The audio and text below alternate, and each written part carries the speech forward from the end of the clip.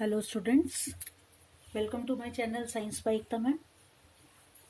इन दिनों हम क्लास 8 के लिए चैप्टर 11 को पढ़ रहे हैं।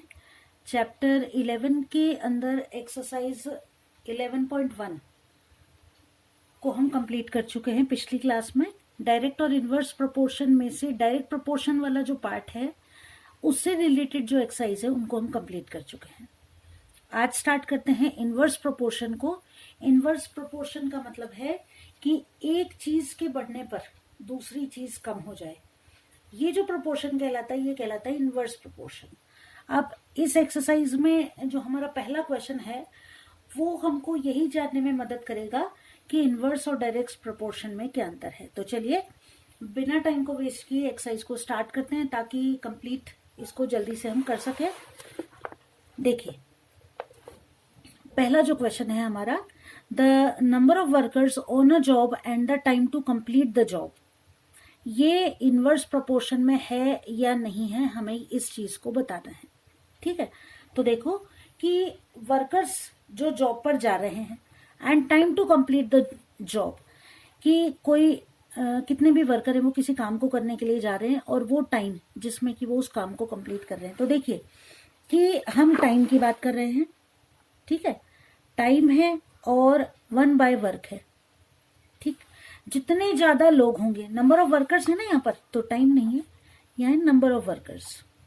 तो देखो सीधी सी बात है कि जितने ज्यादा लोग होंगे, है ना, काम उतना ही जल्दी कंप्लीट हो जाएगा।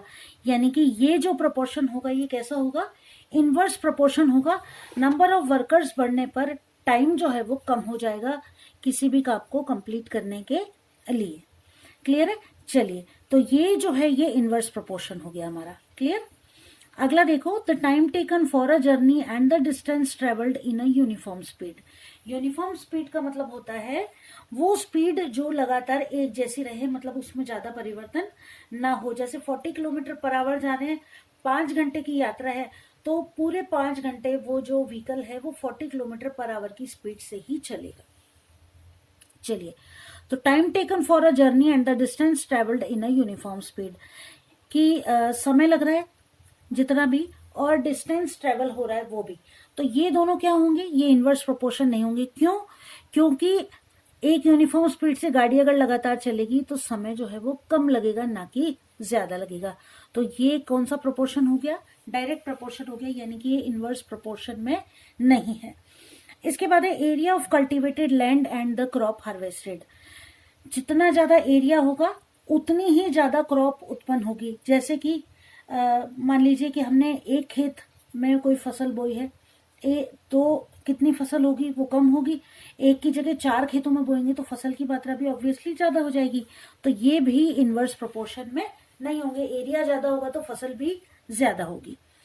Time taken for a fix journey and the speed of the vehicle, ये दोनों इनवर्स प्रोपोर्शन में है। क्योंकि देखो समय और यहाँ स्पीड है, स्पीड अगर कम होगी, है ना, तो क्या होगा, टाइम ज्यादा लगेगा। और स्पीड अगर ज्यादा हो जाएगी तो समय कैसा हो जाएगा, कम हो जाएगा। यानी कि एक दूसरे के कैसे हैं ये, व्युत्क्रमानुपाती जिसको कह सकते हैं, यानी कि इनवर्स प्रोपोर्शन में है। स्पीड बढ़ने पर समय क्या होगा, कम हो जाएगा। तो ये हमारा इनवर्स प्रोपोर्शन हो जाएगा। नेक्स्ट देखो, the population of a country and the area of land पर पर्सन, ये कैसा प्रोपोर्शन होगा, ये इनवर्स प्रोपोर्शन होगा ऑब्वियसली। देखो कि जितने ज्यादा लोग होंगे, पॉपुलेशन, जितनी ज्यादा पॉपुलेशन होगी पर पर्सन लैंड की मात्रा क्या होगी, कम होती जाएगी। सीधी सी बात है। देखो कि अगर हमारे घर में मान लो कि 4 कमरे हैं और 4 ही लोग रहते हैं तो सबके पास मान लीजिए एक ही कमरा है, लेकिन उसी घर में अगर 15 लोग रहते हैं तो वो 4 कमरे जो होंगे वो बट जाएंगे आपस में एक से ज्यादा व्यक्तियों में। ठीक है ना? चलो, तो ये क्वेश्चन हमारा कंप्लीट हुआ। हम बढ़ते हैं हमारे अगले क्वेश्चन पर, क्वेश्चन नंबर 2 पर। In a television game show the prize money of 1 lakh rupees is to be divided amongst the winners. Complete the following table and find whether the prize money given to an individual winner is directly or inversely proportional to the number of the winners. तो inversely proportional है, ये हमें दिखाई दे रहा है क्योंकि देखो कि अगर एक व्यक्ति को बांटेंगे तो पूरे 1 लाख उसे मिल जाएंगे, 2 को बांटेंगे तो 50,000 हो जाएंगे। यानी कि नंबर ऑफ पर्सन बढ़ने पर अमाउंट जो है वो बढ़ नहीं रहा है, वो कैसा हो रहा है, कम होता जा रहा है। ठीक है, अब इसको आपको फाइंड आउट करने का तरीका क्या है? देखो सिंपल सी बात है कि 1 लाख रुपए हैं, 4 लोगों में बटेंगे तो 4 से डिवाइड कर दो, 5 में बटेंगे 5 से डिवाइड कर दो, 8 में बटने हैं तो 8 से डिवाइड कर दो। सीधी सीधी सी बात है। तो देखो यहाँ हमने 1 लाख रुपए को 2 में बांटा तो हमारे पास कितने हो गए? 50,000 हो गए। 4 में बांटेंगे 1 लाख को तो कितने हो जाएंगे? 25,000 हो जाएंगे। ठीक है, इसके बाद 5 में बांटोगे तो कितने हो जाएंगे? 20,000 हो जाएंगे ऑब्वियसली। उसके बाद हमें कितने लोगों में बांटना है? 8 लोगों में बांटना है। तो 8 लोगों के अंदर बांटेंगे तो इसके और आधे कर लो, 25 के आधे कितने हो जाएंगे? 12,500 हो जाएंगे। उसके बाद आपको बांटना है 10 लोगों में, तो सीधी सी बात है 1 लाख रुपए को 10 लोगों में बांटोगे तो 10-10 हजार रुपए के प्राइस हो जाएंगे, और 20 में बांटोगे तो और इसका आधा कर दो, कितने हो जाएंगे? 5,000 रुपए हो जाएंगे। और इस तरह हमने निकाल लिया कि भाई ये जो अमाउंट है ये बटना है कितने में, इतने इतने लोगों में बटना है। तो इसको इस तरीके से हम फाइंड आउट कर सकते हैं। क्वेश्चन नंबर 2 हमारा कंप्लीट हो गया। क्वेश्चन नंबर 3 पर आ जाओ। Rahman is making wheel using spokes. He wants to fix equal spoke in such a way that the angles between any pair of consecutive spokes are equal. कि रहमान ये spokes जान रहे हो ना, ये व्हील में जो स्पोक्स लगे हुए हैं ना, इनको कहते हैं। ठीक है, तो ये जो स्पोक्स है इनको लगा रहा है, इस तरह लगाना चाहता है कि the angles between any pair of consecutive spokes are equal, कि इनके बीच का जो एंगल है ना वो इक्वल रहना चाहिए, सभी स्पोक्स के बीच का। अब अगर 4 स्पोक्स वो लगा रहा है तो इनके बीच का एंगल आ रहा है 90 डिग्री का। ये देखो सीधी सी बात है, क्या है? एक व्हील है, एंगल बन रहा है कितने डिग्री का? 360 डिग्री का। 4 स्पोक्स लगाता है तो 90 डिग्री का एंगल बन रहा है, दिख रहा है हमको। 6 स्पोक्स लगा रहा है तो 60 डिग्री का एंगल बन रहा है। अगर 8 स्पोक्स लगा रहा है तो हम क्या करेंगे? 360/8 डिवाइड कर दो, 8 4 जा 32, कितने बच गए? 4, 8 5 जा 40, कितना आ जाएगा यहाँ पर एंगल? 45 डिग्री। इसके बाद 10 है तो 360/10 कर दो, कितना हो गया? सीधा सीधा 36 डिग्री। और 12 है तो 360/12 कर दो, 12 3 जा 36, that will be equal to 30 degree. Clear है? 3 क्वेश्चन हमने कंप्लीट कर लिए। आगे बढ़ते हैं क्वेश्चन नंबर 4 की तरफ।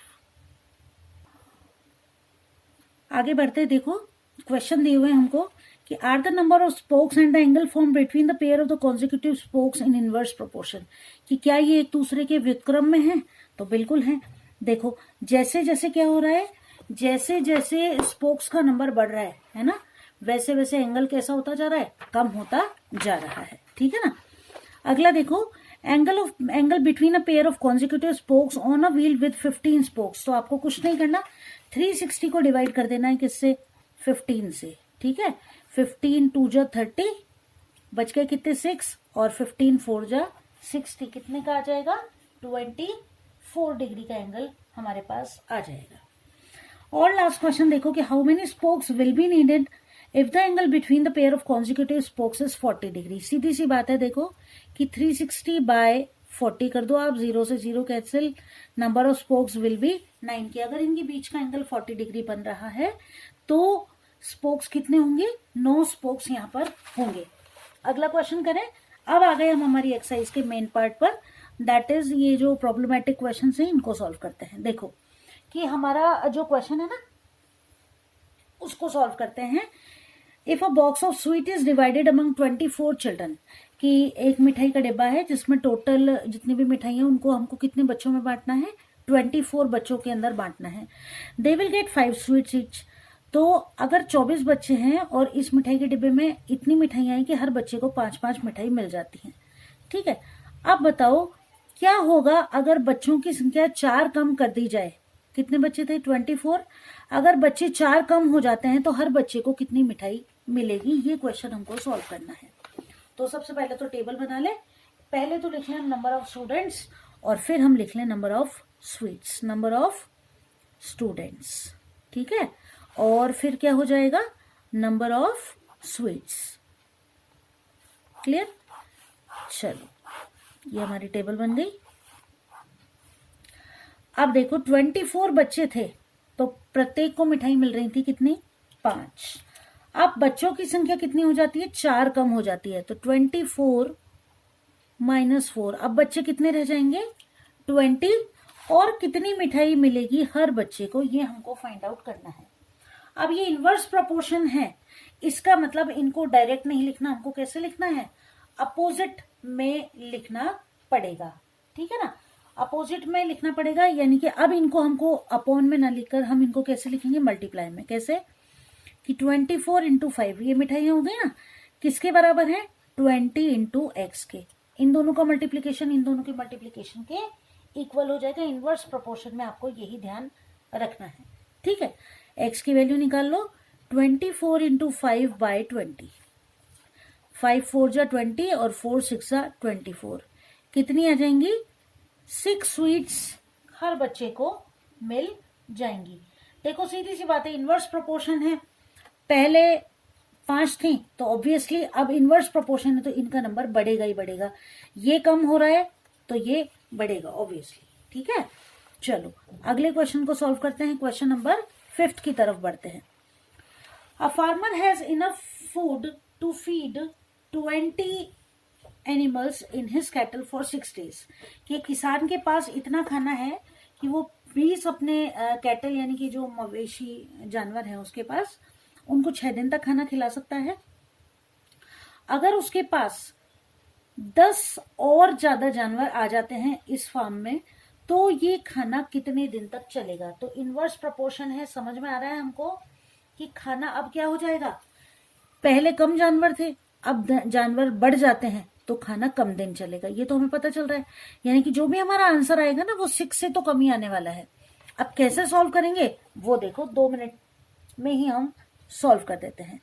यहां तो हो गया नंबर ऑफ एनिमल्स और यहां हो गया नंबर ऑफ डेज, जितने दिन की उनका खाना चलने वाला है। नंबर ऑफ एनिमल्स देखो 20 थे तो खाना कितने दिन चल रहा था, 6 दिन चल रहा था। अब क्या हुआ, जानवर कितने आ गए ज्यादा, 10 और आ गए, तो जानवर अब कितने हो गए यहाँ पर हमारे पास, 30 हो गए, और कितने दिन चलेगा ये हमको पता करना है। क्लियर। अब देखो करेंगे कैसे इसको, वही 20 into 6 is equals to 30 into x. X बराबर हो जाएगा 20 इंटू 6 बाय 30, 0 से 0 कैंसिल, 3 2 जा 6, कितने दिन चलने वाला है ये खाना, 4 days। ये अपना आंसर आ गया, बस इतना सही काम था। ये टेबल अगर आपने सही बना ली ना, बस ये टेबल सही बन गई तो आपका क्वेश्चन ऑटोमेटिक सही हो जाने वाला है। चलो अगला क्वेश्चन करें, एक्सरसाइज को कंप्लीट कर लेते हैं। A contractor estimates that 3 persons could rewire Jasminder's house in 4 days। Rewire का मतलब है वायरिंग, मतलब घर की खराब हो गई है तो घर की वायरिंग को दोबारा चेंज कराया जा रहा है, तो 3 लोग मिलकर 4 दिन के अंदर घर की वायरिंग को, जसमिंदर के घर की वायरिंग को चेंज कर सकते हैं। If he uses 4 person instead of 3। अब ये जो कॉन्ट्रैक्टर ये सोच रहा है कि 3 की जगह अगर 4 लोग लगा दिए जाएं तो ये काम कितने दिन में खत्म हो जाएगा। तो ये तो हमें पता चल रहा है कि आंसर जो भी आएगा वो 4 से कम आने वाला है। क्यों, पहले 3 लोग काम कर रहे थे, अब कितने लोग काम कर रहे हैं, 4 लोग काम कर रहे हैं, ठीक है। तो अकॉर्डिंग टू क्वेश्चन हम इसको सॉल्व करना स्टार्ट करते हैं। टेबल बना ले, नंबर ऑफ डेज और number of person. Number of days बना लो और यहां लिख दो नंबर ऑफ पर्सन्स। अब देखो आपने 4 दिन तो कितने लोग काम किए, 3, और अब यहां पर हम क्या कर रहे हैं कि 4 लोगों को ले रहे हैं तो कितने दिन काम होगा ये हमें पता करना है। बस मल्टीप्लाई कर दो, 4 into 3 is equals to x into 4, ठीक है। एक्स की वैल्यू निकाल दो, 4 इंटू 3 बाय 4, ये लो। कितना इजी क्वेश्चन था, इससे ये तो बिल्कुल छोटे बच्चों जैसा क्वेश्चन हो गया ना। 3 बस काट लिया और 3 की वैल्यू हमने 3 को हमने फाइंड आउट कर लिया। चलो क्वेश्चन नंबर 7, इसको इंपॉर्टेंट टिक कर लो, इंपॉर्टेंट क्वेश्चन है, एग्जाम में आने जैसा क्वेश्चन है। A batch of bottles were packed in 25 boxes with 12 bottles in each box. If the same batch is packed using 20 bottles in each box, how many boxes will be filled? Question आया समझ में कि 25 box के अंदर bottles को pack किया जाना है और हर बॉक्स के अंदर कितनी बॉटल हैं, 12 बॉटल्स हैं, ठीक।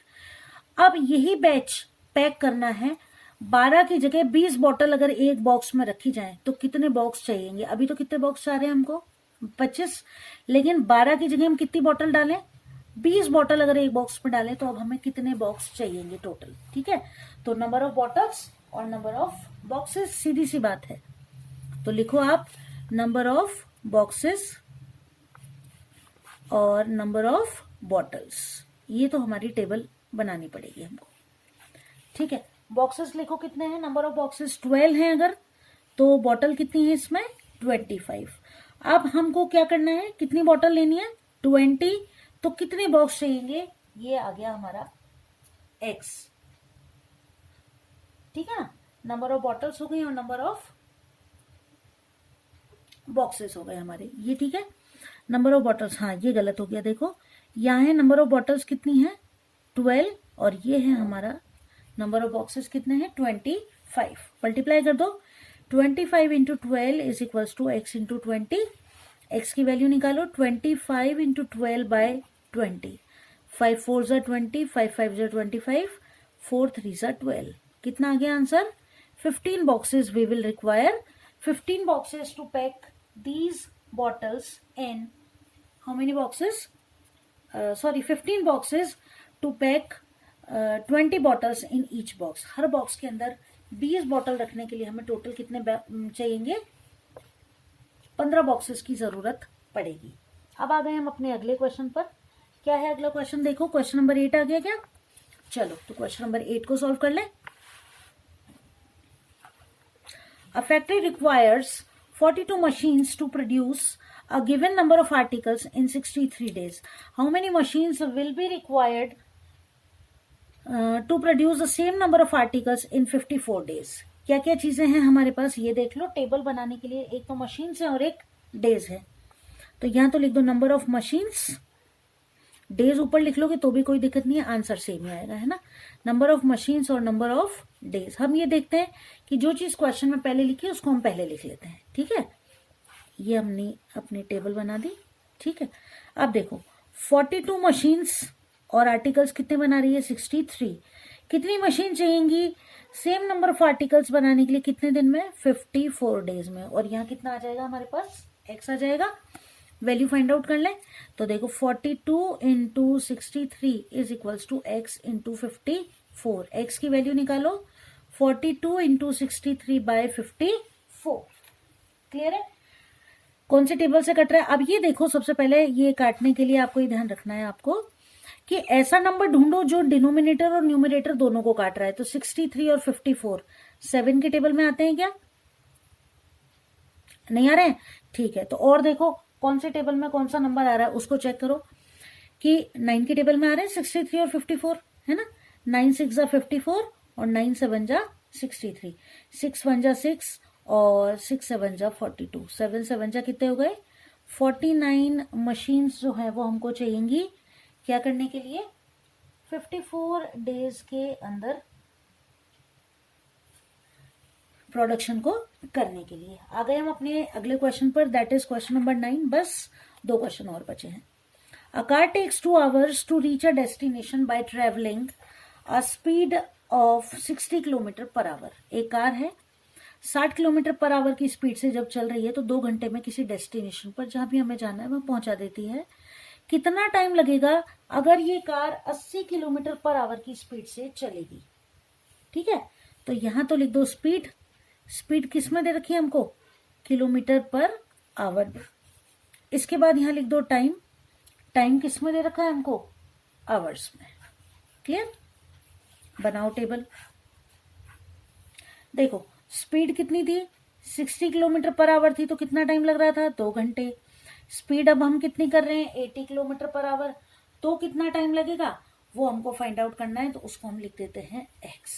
क्लियर, बस ये लो 60 multiplied by 2 is equals to 80 multiplied by x। x की वैल्यू निकालो, 60 इंटू 2 बाय 80, 0 से 0 कैंसिल, 2 4 जा 8।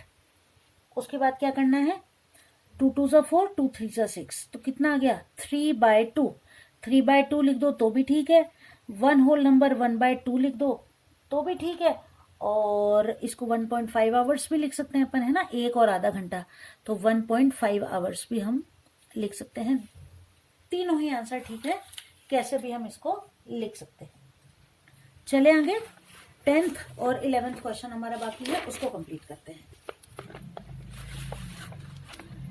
क्वेश्चन नंबर 10 देखो, 2 persons could fit new windows in a house in 3 days. 2 लोग मिलकर किसी घर में एक विंडो लगा रहे हैं, कितने दिन में? 3 दिन में।